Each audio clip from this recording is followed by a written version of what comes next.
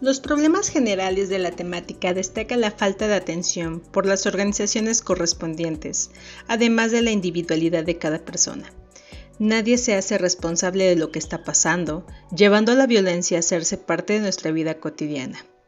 Yo soy Nayeli Rosas Guarneros, estudiante de Psicología de noveno cuatrimestre, y hablaremos sobre la problemática de la violencia familiar y algunos efectos psicológicos del maltrato. En esta situación, lo que aún es más crítico, puesto que en una sociedad donde no gobierna el respeto por los demás, lo que tiende a ser caótica puede ser llevado a alteraciones personales del individuo, desarrollando mecanismos de defensa impredecibles, como pueden ser la inseguridad, la baja autoestima, tristeza, agresividad, descuido físico, distracción, lesiones e incluso la muerte. La persona afectada sufre trastornos físicos y psicológicos.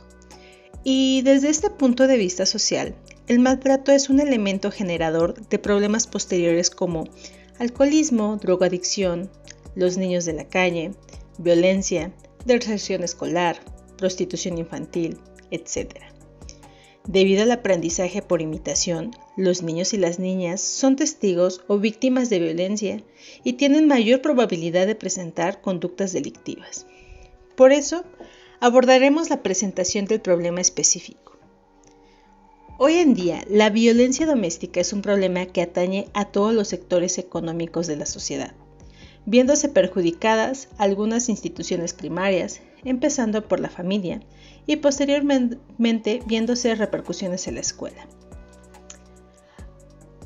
Es poco frecuente que en una primaria no se encuentren niños que han sido expuestos a este tipo de eventos tan negativos. Niños entrevistados en varios estudios relatan historias de violencia, incluyendo disparos y golpes, como si fueran acontecimientos comunes y corrientes. Por lo que parece que hoy en día la violencia está volviéndose normalizada hasta el punto de que no está mal ejercerla. La violencia puede ser observada desde el núcleo familiar, lo que conlleva a polarizarse a otras instituciones. Señalan algunos autores, las conductas más comúnmente observadas y descritas de la agresión en la familia o en el contexto interpersonal con factores físicos, psicológicos y sexuales en su naturaleza. Normalmente se puede caracterizar las bofetadas, golpes y patadas, intimidación, humillación, o se refiere a las relaciones sexuales y otras formas de coacción forzados. Otras formas de controlar el comportamiento también se observa y se entiende como la violencia, tales como el control de los movimientos, el aislamiento entre amigos y otros miembros de la familia, restringir el acceso a la información y asistencia.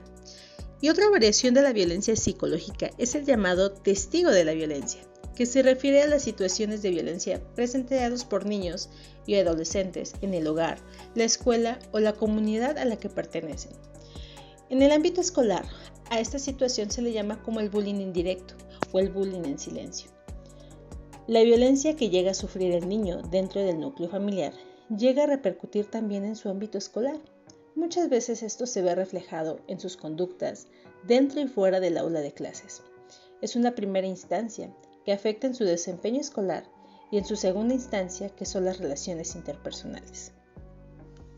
Cabe destacar que a pesar que la violencia doméstica aún sigue siendo un tema de interés para muchas profesiones como la pedagogía, la psicología, la sociología y algunas otras más que faltan mencionar, es de resaltar que no hay muchas investigaciones referentes a esto, debido a que no se pueden realizar muchos estudios con esta temática, partiendo de que no es ético para las profesiones que desean saber sobre este fenómeno.